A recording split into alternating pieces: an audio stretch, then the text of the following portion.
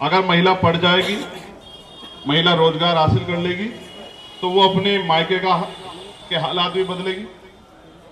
और अगर महिला पढ़ लिख के जिस परिवार में जाएगी उस ससुराल के भी हालात बदलेगी। ये सरकार सब कुछ दे सकती है, शिक्षा नहीं देगी। और हम ये मानते हैं बिना शिक्षा के हमारा भला नहीं होगा। हम चिकित्सा व्यवस्था को मजबूत करेंगे और गरीबों के हित में करेंगे। मैंने कहा आशा, आंगनबाड़ी, भोजन माता, पंचायत सहायक, जितनी बहनें हैं, जो बहनें आज 2000, 2500, 3000 आशा बहनों से पूछ लेना 5000 में काम करती है, एक साल रुक जाओ, ताकत बनने दो, 20,000 रुपए से कम वेतन नहीं हुआ किसी का। मेरी बात को आप याद है। मैंने आपको यहाँ क्यों बुलाया, इसी जगह क्यों बुलाया, इसके पीछे भी एक पूरा किस्सा। तो मैं अपनी बात आपसे जब रखूंगा तो सारी बात बता दूँ। तो मैं उस टीम का पूरी का धन्यवाद करता हूं जो इस टीम का नेतृत्व कर रही है, जो अपना समय छोड़ के, समय निकाल के इस काम को आगे बढ़ा रही है। और भाई प्रशांत जी का भी, ललित जी का भी, उनकी पूरी टीम का भी धन्यवाद करूंगा जो इस काम को बहुत मजबूती से कर। मैंने 2 दिन पहले उनसे कहा था कि महिलाओं का, माओं का, बहनों का एक अलग कार्यक्रम करेंगे।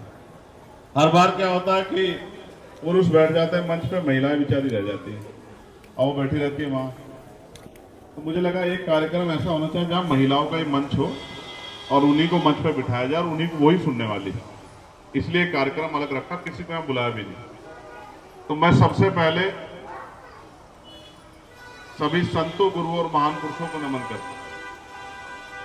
और ये जो ऐतिहासिक स्थल है, मैं यहाँ पहले भी आया था और जब जब मुझे समय मिलता है मैं आता रहता हूँ। अभी कुछ दिन पहले भी मैं यहाँ आया था।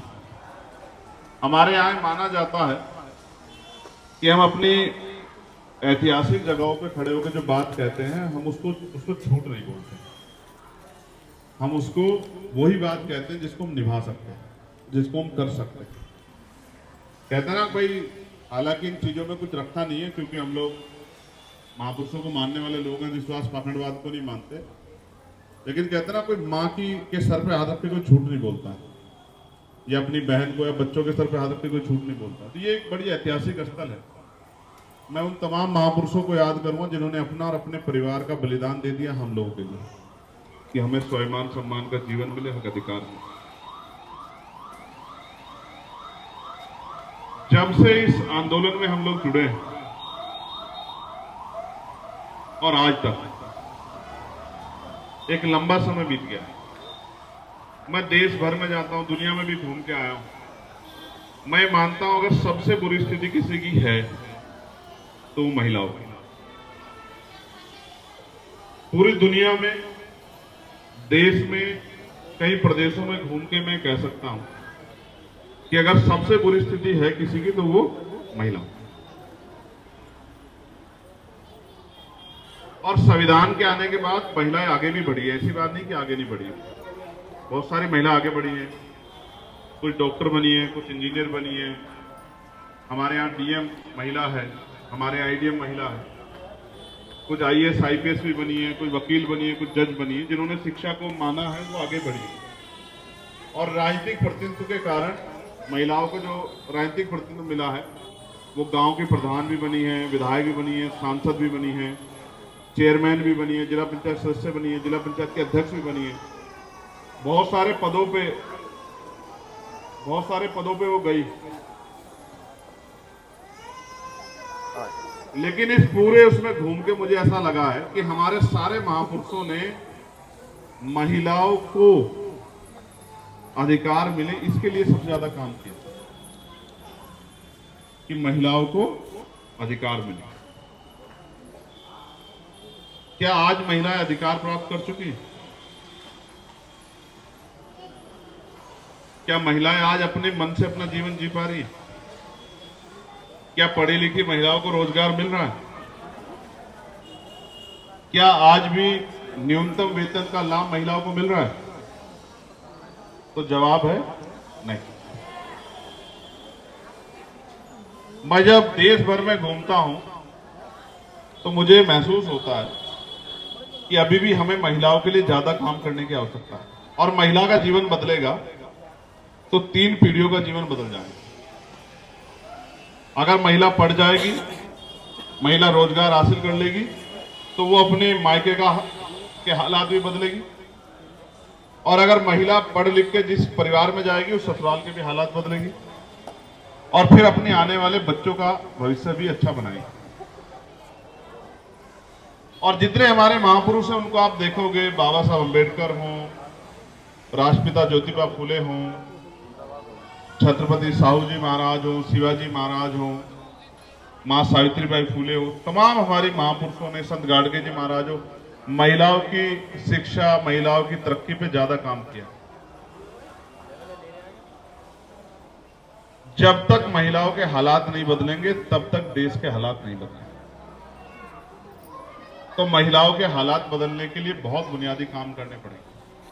आज 4 जून है, हम लोग एक यात्रा जो शुरू कर रहे हैं, वो यात्रा हम लोग महिलाओं के साथ साथ पढ़े लिखे बच्चों को, नौजवानों को, पढ़ने वाले बच्चों को, पढ़ने वाली बच्चियों को, किसानों को, मजदूरों को, उन तमाम लोगों को बुनियादी हक देने की यात्रा हम लोग शुरू कर रहे हैं, जिससे उनके जीवन में बदलाव हो। जो मैं करना चाहता था वो मैं अभी तक नहीं कर पाया था। कारण क्या है कि आप लोगों ने मुझे आशीर्वाद देकर ताकत दे दी, लेकिन देश भर में वो परिवर्तन नहीं हुआ जिस परिवर्तन को हम लोग चाह रहे थे।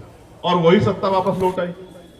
वो सत्ता वापस लौट आई तो जो हम लोग करना चाहते थे वो अपने क्षेत्र में नहीं कर पा रहे। अभी हम पे क्या है, एक कमरे की चाबी है, घर की चाबी नहीं है। उस कमरे की चाबी में हम उस कमरे का भला कर सकते हैं। कहीं सड़क नहीं, सड़क बनवा सकते हैं, कहीं लाइट नहीं लगी, लाइट लगा सकते हैं, कहीं नाली की खराबी है, नाली खराबी ठीक कर सकते हैं, बिजली की व्यवस्था है उसमें थोड़ा सा काम कर सकते हैं। लेकिन जो मुख्य काम है, जिस काम के लिए हमने आंदोलन शुरू किया, महिलाओं को घर पे रोजगार देना,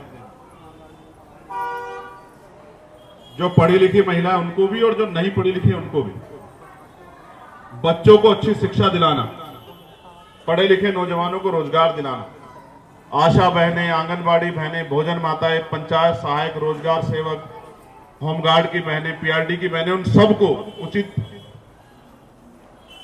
वेतन और राज्य कर्मचारी का दर्जा दिलाना, वो काम हम नहीं कर पाए। शिक्षा मित्रों को, तमाम उन बहनों को जिनका अधिकार बैठता है, जो यहां काम करते हैं अस्पताल में, आज मजबूरी में 5,000, 7,000, 10,000 रुपए में काम करने के लिए मजबूर। आप मुझे बताओ, इस बढ़ती महंगाई में जहां सिलेंडर जो है 1,000 रुपए के करीब मिल रहा हो, क्या हम लोग 5,000, 7,000 रुपए में अपना घर चला सकते हैं? न्यूनतम वेजेस हम लोगों ने पार्लियामेंट में लड़कर 753 रुपए लागू करवाया। कितना? लेकिन राज्य सरकार अभी नहीं दे रही है। 753 रुपए किस बात के? चाहे आप खेत में काम करो, चाहे फैक्ट्री में काम करो, चाहे कंपनी में काम करो, चाहे किसी के दुकान पे काम करो, चाहे वो महिला हो या पुरुष हो, चाहे किसी के घर में राजमिस्त्री के काम में करे, चाहे कोल्हू में करे, चाहे भट्टे पे करे, कहीं करे, चाहे उसको 753 रुपए कम से कम मिलेंगे। 753 का मतलब यह कि महीने में कम से कम 20,000 रुपए उनके घर में आएंगे। लेकिन ये सरकारें बीच में अड़के बैठ गई। आज भी मैं जाता हूं ना गांव में, मैं अपनी बताता हूं, और आपको औरों क्या कहूं। मेरी माँ जब हम छोटे थे तो वो खेत से घास लेके आती थी, उस घास को वो भैंस को चारा देके दूध बेच के हमें उसने पढ़ाया, आगे बढ़ाया। आपका दूध जाएगा 50 रुपए और पैकेट का दूध आएगा 100 रुपए का। और दूध कितना? 4 लीटर, 5 लीटर, कुछ आप उसमें से घर रख लोगे। 200-300 रुपए को काम करके 5-6 हजार रुपए में थोड़ा घर आगे बढ़ रहा है। अमीरों के यहां जितना भोजन हम लोग खाते हैं उससे ज्यादा भोजन बच जाता है उनके यहां। उनके जानवर हमसे अच्छा भोजन खाते हैं। उनके जानवरों के लिए एसी लगा हुआ है, गर्मी के सर्दी के लिए हीटर लगा हुआ है, अच्छे गद्दे हैं, अच्छी दवाइयां, और हम लोग गरीबी, बेबसी, लाचारी के जीवन में अपना जीवन यापन कर रहे हैं। हमने 22, 32, 33 मुद्दे बनाए। हमारी बहनों के जरिए मुद्दे आप तक पहुंचेंगे। कुछ बहनों ने बताए भी होंगे। मैं आज आपको कह रहा हूं, मेरी बात को गौर से सुन लो, और जो मैं इस गुरु घर में खड़े हो कह रहा हूं, वचन दे कह रहा हूं, जब तक मेरे शरीर में लहू का आखिरी कतरा रहेगा मैं इस काम को पूरा करने के लिए लड़ता रहूंगा। जो बात मैं आज कह रहा हूं मैं इसको सभा में कहूं तो हो सकता है कि हालांकि मैं अपनी बात से इधर नहीं होता, लेकिन अगर मैं सभा में कहता हूं तो हो सकता है उसमें कोई राजनीतिक बात हो, लेकिन मैं गुरु घर में खड़े होकर कह रहा हूं तो मैं वचन दे के कह रहा हूं कि मैं मिट तो सकता हूं लेकिन अपनी बात से पलट नहीं सकता। कक्षा 1 से 12 तक की पढ़ाई मुफ्त करेंगे बच्चों के लिए, बच्चियों की कक्षा 1 से 12 तक की पढ़ाई। और सिर्फ पढ़ाई नहीं, ऐसी पढ़ाई जो प्राइवेट स्कूलों में 2, 3, 4, 5 हजार रुपए दे के मिल रही है, ऐसी पढ़ाई मुफ्त करेंगे। मैं आपको वचन दे कह रहा हूं। आपका बच्चा भी अंग्रेजी में बात करेगा, आपका बच्चे भी अंग्रेजी में पढ़ के आएगा, और आपका बच्चा भी प्राइवेट स्कूलों के बड़े बड़े फीस वाले बच्चों का मुकाबला करेगा। आपका बच्चा भी 12वीं तक पढ़ के और उसके बाद जब वो आगे बढ़ना चाहेगा, मैं तो कह रहा था परसों, मुझसे किसने पूछा था, मेरा बस चलेगा तो मैं डॉक्टर की पढ़ाई फ्री कर दूंगा बच्चों के लिए, इंजीनियरिंग की पढ़ाई फ्री कर दूंगा। हम रोजगार नहीं दे सकते ना, सरकार कहती है हम पे रोजगार नहीं है, तो ना आप रोजगार मत दो, आप बच्चों को पढ़ने के लिए छूट दे दो। आप बीटेक करना चाहे, एमटेक करना चाहे, पॉलिटेक्निक करना चाहे, लॉ करना चाहे, एलएलएम करना चाहे, आप बीटीसी करना चाहे, बीएड करना चाहे, एमबीए करना चाहे, एमसीए करना चाहे, एमबीबीएस करना चाहे, एमडी करना चाहे, फ्री कर दो। आप मत दो रोजगार, आपके रोजगार की जरूरत नहीं है। अगर सरकार नहीं देखना चाहती गरीबों को तो मत देखे, आप हमारे बच्चे को काबिल बना खड़ा कर दो, पूरी दुनिया में वो रोजगार कर सकता है, मैं उस बात की गारंटी दे सकता हूं आपको। पूरी दुनिया में अगर किसी का बच्चा यहाँ डॉक्टर हो और उसके घर में भूख के लिए आटे की या दाल की व्यवस्था ना हो, कोई हाथ उठा के मुझे बताओ। आपके पड़ोसी का बच्चा भी अगर डॉक्टर हो, आपके पड़ोसी का बच्चा भी अगर इंजीनियर हो, आपके पड़ोसी का बच्चा भी अगर वकील हो, आपके पड़ोसी का बच्चा भी अगर पत्रकार हो, मुझे कोई एक आदमी बताए कि उनके घर में रोटी के लाले पड़ रहे हैं। मैं बहुत जिम्मेदारी से आपको कह रहा हूं, ये सरकार सब कुछ दे सकती है, शिक्षा नहीं देगी, और हम ये मानते हैं बिना शिक्षा के हमारा भला नहीं होगा। जो बच्चे तैयारी कर रहे हैं कंपटीशन की, उनके लिए हम लोग कोचिंग सेंटर खोलेंगे और मुफ्त कोचिंग सेंटर खोलेंगे और बेहतर से बेहतर टीचर रख के उनकी परीक्षा की तैयारी करवाएंगे कि उनकी नौकरी के बीच में कोई अड़चन ना आए। मेरी बात को आप याद, हम बड़े बड़े उद्योग धंधे लाके इस क्षेत्र में स्थापित करेंगे और हर क्षेत्र में स्थापित करेंगे, जिससे घर के पास में ही 18, 20, 25 हजार रुपए का रोजगार बेटियां कर सकें, जिससे उनको कर्ज ना लेना पड़े, जिससे उनको किसी के हाथ ना फैलाना पड़े, जिससे उनको किसी और तरह की परेशानी का सामना ना करना पड़े। हम चिकित्सा व्यवस्था को मजबूत करेंगे और गरीबों के हित में करेंगे। आज क्या है, बीमार हो जाएगा, अच्छे डॉक्टर को दिखाना, जान बचाने, तो कहां भागेंगे बताओ ईमानदार? सरकारी अस्पताल में, प्राइवेट अस्पताल में क्यों नहीं जाते? सरकारी में, सरकारी के डॉक्टर की तनख्वाह ज्यादा, क्यों नहीं जाते? पता है क्यों? ना डॉक्टर साहब मिल रहे हैं, ना दवाइयां हैं, ना टेस्ट करते वो, दवाइयां बाहर से लिख देते हैं, ना सुविधाएं हैं, ना बिजली का पंखा है, ना एसी है, ना अस्पताल में बैठने की जगह है, ना नर्स है हमारी बहन, ना कंपाउंडर है। दवाइयों के जो मानक इतने घटिया क्वालिटी के हैं कि उनसे आदमी इलाज की जगह, ठीक की जगह बीमार हो जाए। ये सारी चीजें बदलनी पड़ेंगी, क्योंकि अगर ये नहीं बदली तो गरीबों को उनके बजट में इलाज नहीं मिलेगा, और इलाज नहीं मिलेगा तो पैसे की कमी के कारण लोगों की जान जाती रही, किसी को कोई फर्क नहीं पड़ेगा। इसलिए इसको बदलना पड़ेगा। बताओ बदलना पड़ेगा नहीं पड़ेगा? बताओ। आप नहीं चाहते कि आपको आप चाहते आपको उधार लेना पड़े अपने बच्चों किसी के इलाज के लिए? मैं तो सतगुरु जी से प्रार्थना करूंगा कि आपके यहाँ कोई बीमारी ना हो, लेकिन अगर बीमार हो जाए तो किसी की जेब भी तो ना कटे ना। हम सारा पैसा लगा देते हैं परिवार के ऊपर, कैसे? इलाज में, और हमारा आदमी भी नहीं बचता और हमारा पैसा भी सब कुछ चला जाता है, हमारी जमीन भी चली जाती है, हमारे गहने भी चले जाते हैं। कब तक जेब कटती रहेगी? मैं आपको फिर कह रहा हूं, मैंने कहा आशा, आंगनबाड़ी, भोजन माता, पंचायत सहायक, जितनी बहनें हैं, जो बहनें आज 2000, 2500, 3000 आशा बहनों से पूछ लेना, 5000 में काम करती है, 1 साल रुक जाओ, ताकत बनने दो, 20,000 रुपए से कम वेतन नहीं हुआ किसी का। मेरी बात को आप याद रखें। और मैंने फिर कहा न्यूनतम वेजेस लागू करा देंगे, हम एडी चोटी का जोड़ लगा लें। गर्मी से नहीं डरते हम? अभी देखो कितनी शानदार गर्मी, इसी गर्मी में हम लोग संघर्ष करेंगे। देखो मैं आज कह रहा हूं, अगर मुझे अपनी जान की या अपने साथ मेरे साथियों को अपनी जान की परवाह होती तो हम गर्मी में नहीं धक्के खा रहे होते। हमें अच्छी रोटी मिल रही है, लेकिन जब हमारे पड़ोस में हम देखते हैं कि हमारे परिवार को अच्छी रोटी नहीं मिल रही तो हमें तकलीफ होती है। जब हम इस बात को लड़ रहे हैं तो ये सरकारें हमारे खिलाफ लड़ रही है। आज क्या हो रहा है, हमारे बैनर फाड़ दिए, हमारी बसें रोक रहे हैं। आपने देखा नहीं देखा, बसें रोक रहे हैं। क्यों रोक रहे हैं? हम कोई अपराध कर रहे हैं क्या? क्या हम पहले हैं ऐसा आदमी जो कोई कार्यक्रम कर रहे हैं? आप समझो, ये इतना जुल्म कर रहे हैं। परमिशन, हमारी परमिशन की कॉपी दबा के बैठे हैं और ये हमें डरा रहे हैं। इनके मुकदमा डर रहे हैं क्या हम लोग? जब हमें जान की परवाह नहीं, मुकदमा परवाह करेंगे हम लोग? ये लड़ाई हमारे लोगों के हक अधिकार की है। हम इसको जीवन का एक एक खतरा लगा के भी इसको लड़ाई को लड़ेंगे हम लोग। मैंने आज कहा है, अगर सुरक्षा छोड़नी पड़े, घर छोड़ना पड़े, सारे सुख त्यागने पड़े, सब करके भी मैं इस लड़ाई को आपके सहयोग से लड़ूं। और मैं आपसे सिर्फ और सिर्फ, आपने मुझे इज्जत दी, आपने मुझे सम्मान दिया, मेरे सर पे हाथ रखा, मुझे पैसे भी दिए, चुनाव भी लड़ाया, मेरे लिए मेहनत भी की। मेरा फर्ज बनता है कि मैं उस कर्ज को उतारूं। मैं रोज लड़ता हूं। एक बिजली के बिल का विषय आया था जो मेरे हाथ में, जो लोग पढ़े लिखे लोग जानते हैं मैं लोकसभा में क्या कर सकता हूं। आपके यहाँ प्रीपेड मीटर लग रहे थे, जबरदस्ती लग रहे थे ना?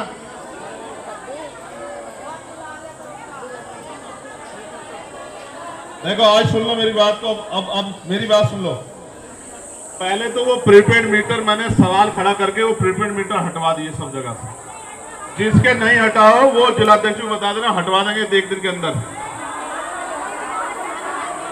सुन लो मेरी बात, दोबारा बता रहा हूं। सरकार ने आदेश कर दिया हटाने का, क्योंकि वो लड़ाई हमने लड़ी है। अगर जहां के नहीं हटे वो आप बता देना, हम खुद खड़े होकर हटवा देंगे। मेरी बात को आप याद रखना। मेरी बात समझ आई? तो अब मेरी बात सुनोगी या पहले अपनी अपनी बोलोगी?